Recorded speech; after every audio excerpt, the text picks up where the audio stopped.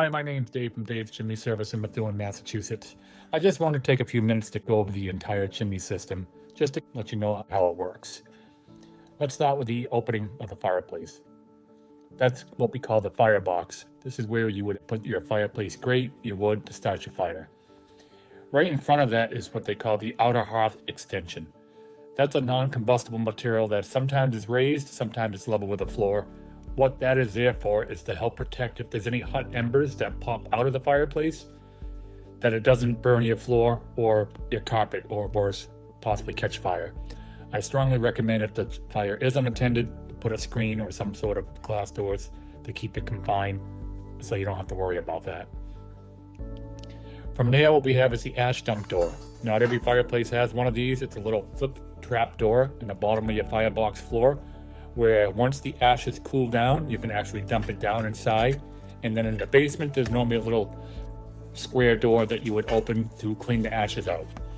Again, this is obviously something that I wouldn't recommend ever doing, putting your ashes down inside there, but it's to the customer's discretion. Next, we go into the throat damper. There are several different kind of dampers, but the three basic ones we run into on a regular basis would be, one, the rotary damper, which is a brass knob that you just turn counterclockwise, sometimes clockwise, depending on the damper. Two, there's the poker handle, where it's just a steel rod that you push up and down that has notches on it.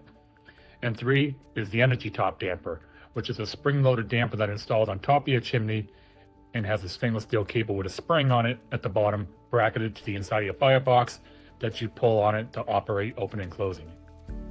Now we get into the smoke chamber next. The smoke chamber is located right above the throat damper in the shape of an upside down funnel.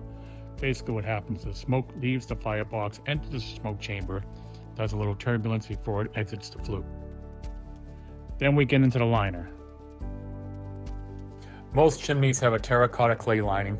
They're about 2-foot sections that are stacked together on about a ½ inch of mortar. Basically over time, whether it's from heat, moisture, or other reasons, that mortar deteriorates. The clay linings to move, shift, and crack, so we want to make sure we keep that in good shape. We always strongly recommend installing a stainless steel liner that takes all the concerns away from any masonry damages on the inside of your chimney, as far as the liner is concerned. Stainless steel liners, we do offer lifetime warranties. Now we get into the outside, the flashing. The flashing is the lead panels, sometimes metal, that actually surround the whole base of the chimney where it meets the roof. This is to protect any water intrusion from entering the house between the chimney and the roof.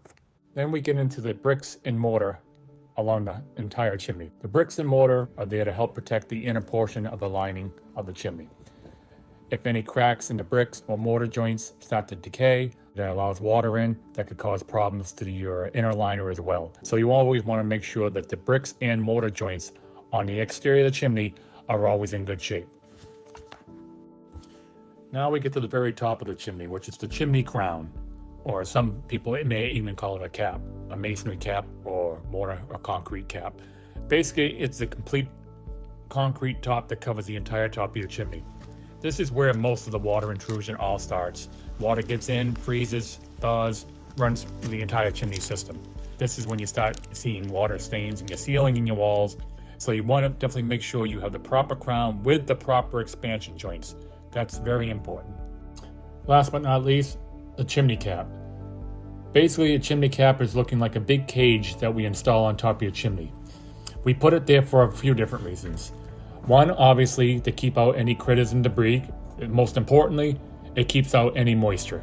It keeps out 90% of the water if you get the proper cap. There are many style caps out there, but you want to make sure you have a cap that's actually full coverage, that covers the entire top of the chimney, where the lid overhangs and helps divert water on all 4 sides so it doesn't run down all 4 sides of the chimney.